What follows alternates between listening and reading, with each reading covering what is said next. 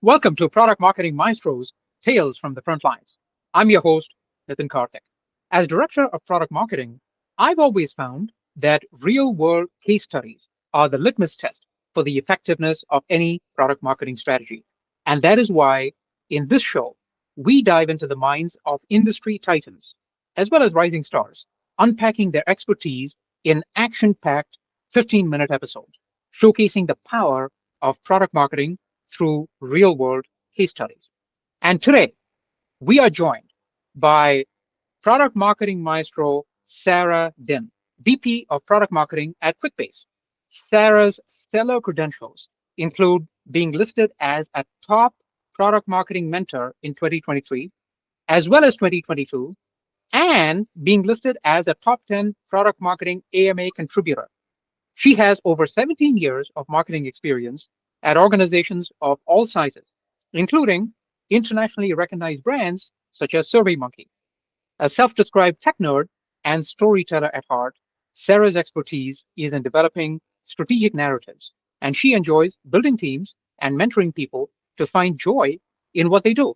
Sarah, it's an absolute honor to have you on the show. Welcome. Thank you, Nitin. It's great to be here. I love doing these podcasts and AMAs. I think a lot of us are so busy just getting the work done and getting things out the door and managing our teams that it's fun to take time and sit down and actually look back and think about what we've actually done and how we've accomplished it and did it work, didn't. So it's fun to be here. Absolutely, absolutely. And we have a fun episode today where we're going to talk about a real life example from your experience. And we're going to use the STAR framework. So we'll talk about the situation, we'll talk about the targets, we'll talk about your actions, and of course, we'll talk about the results. So, with that, Sarah, tell us about the situation that you would like to talk about today. Yeah.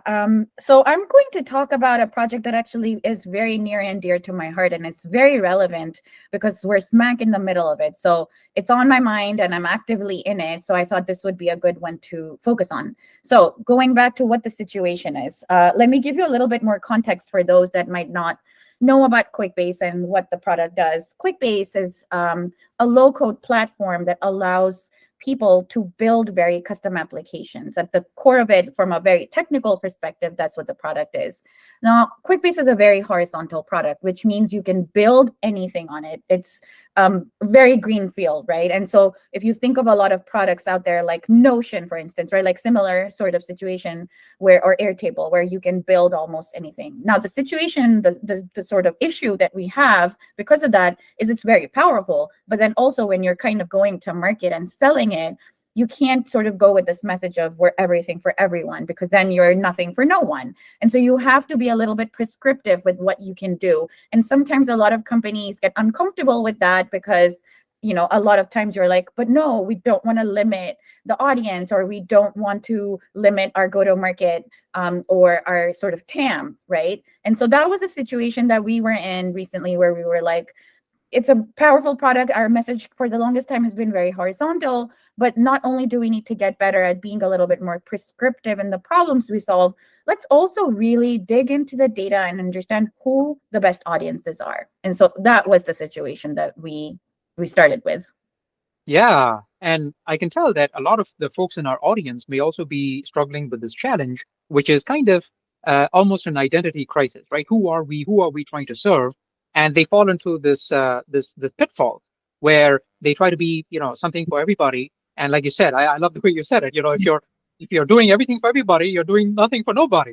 And so that's really, I think there's a saying that says wisdom is not just knowing what we say yes to, it's also knowing what we say no to.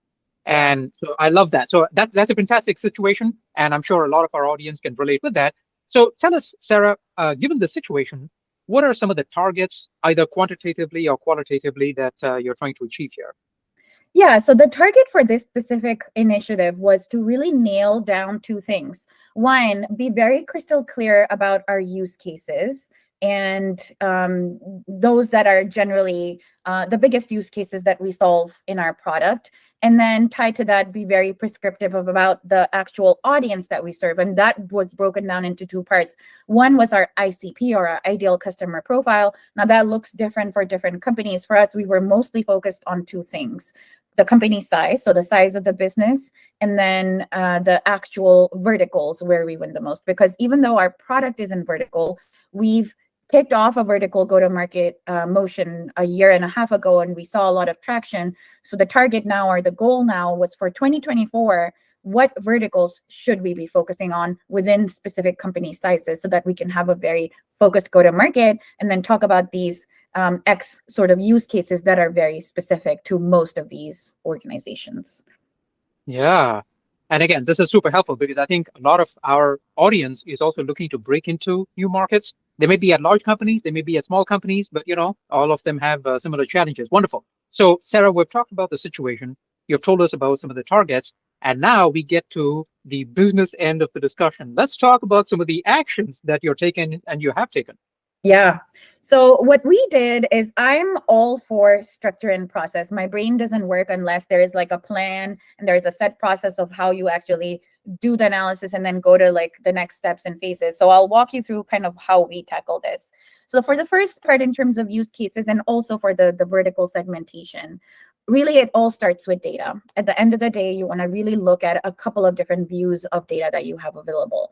So we started with a really deep dive into our customer data for the past X years, looking at all the attributes that we could around customers, for instance, the size of business, and then looking at metrics in terms of their verticals, their industry verticals, and then win rates, ARR, also like in terms of scale, like year over year wins, like how that's increasing. So all of the key metrics as a business that you care about, understanding where we're winning the most, where we're losing the most. So for verticalization segments specifically, we did a ton of analysis to really understand which company size, which business sizes are the ideal customers for us. Where do we have the highest win rates? Where do we have the largest ARR or the volume of customers? And where are we retaining best? Like where are the win rates and the retention rates the highest? So doing that analysis, we narrowed it down to a specific segment of business sizes between a certain range, and that identified the first part of our ICP for us.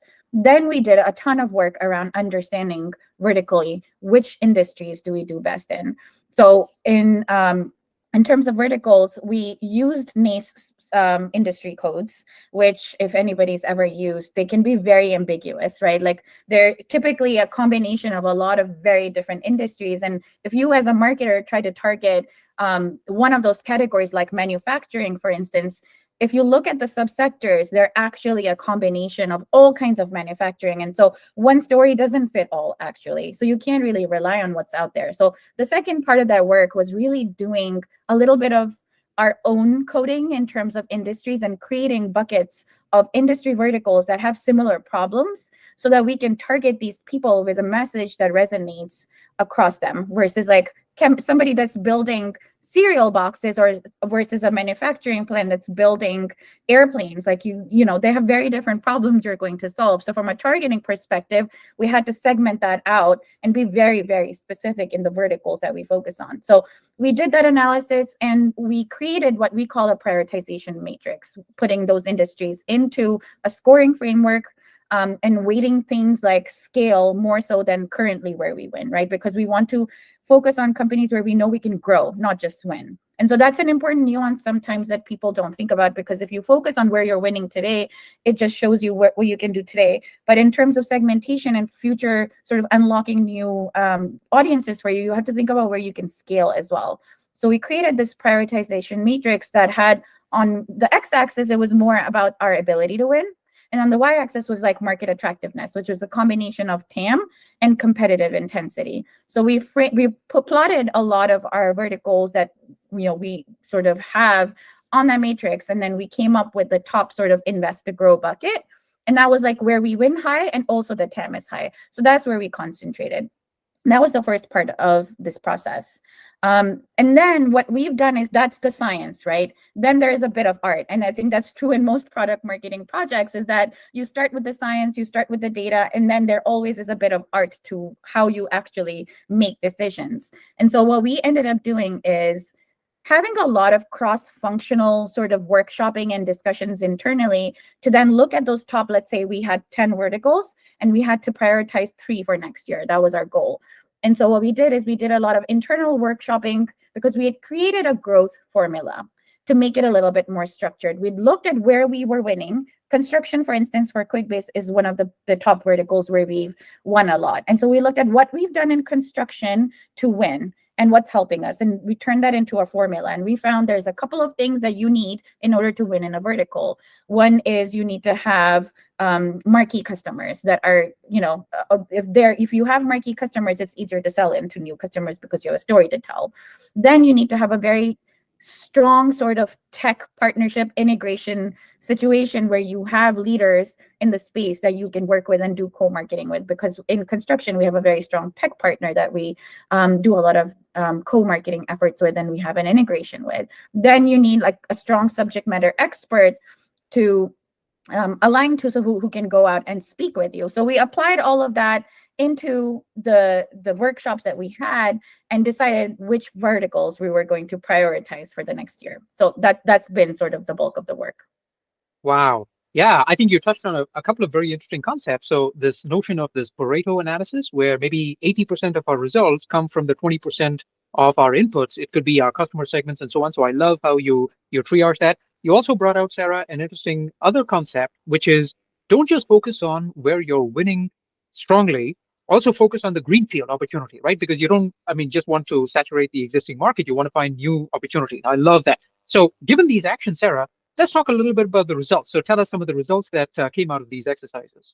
Yeah, I mean, honestly, this is something that's currently in flight, right? Like, so we're smack in the middle of it. The results for us are really making sure that we as an organization are cross-functionally aligned between finance, between sales, between product, and between marketing, and developing a plan that is cohesive and consistent across the board. So part of the results is internal selling and making sure people are brought along the journey and are convinced, because product marketing isn't just about outside marketing, it's also internal, right? Like in a lot of ways. So for me, results also mean that we are now in a place where we've brought everyone along in a cross-functional way. Everyone's aligned. And now when we look at 2024 and our plan that we're building, it is cohesive and it's consistent, and everybody is aligned to the fact that we are going into these markets. These are the product capabilities we need to build. This is how we need to structure our sales team to win, right? It's the finance, like the goals that we're setting in terms of bookings, pipeline, they're all aligned to the way we want to go to market. So the results are that we're in the middle of it. We have a very cohesive plan, and we're hopeful that all of this will really drive growth for us next year. That is awesome. And I love how you touched on the fact that product marketers are really maestros. When we say product marketing maestros like you, this is really what we're talking about. It's almost like a music conductor where you have all these different players. You mentioned finance, you mentioned sales, it could be operations, it could be research and development, product teams, all these different teams. And we are the maestros where we are ensuring that it's all harmonious music as opposed to a cacophony of noises that comes out. So that is wonderful. And as you mentioned, these are in flight, so time will tell how these play out. But based on what you've described and your scientific method, I think we can have a lot of optimism in this. In fact, we'll maybe have you come back in a couple of months and tell us how actually these worked out. So with that, this is amazing. I think, Sarah, our audience has gained a lot of good insights based on your experience. So thank you for sharing that. Tell us, Sarah, where can people find you and find out what's next for you? Yeah, no, I would love to connect with people. The best way to do that is LinkedIn. And I love just setting up coffee meetings and chats. If anyone's interested in learning more about this project or just wants to chat and just talk product marketing, I'm always open to that. So LinkedIn is the best place to do it. Wonderful. So, folks, if you have any need for a true maestro to help you in your product marketing challenges, do reach out to Sarah. As she mentioned, she'll be able to help you have a coffee chat. Sometimes you're not even sure exactly what your challenge is. Talk with Sarah, and I'm sure that she'll be willing to help you. So wonderful. Sarah, thank you so much. I really appreciate it. And more importantly, our audience appreciates it. So, folks, thank you for tuning in. Until next time, stay awesome, my friends.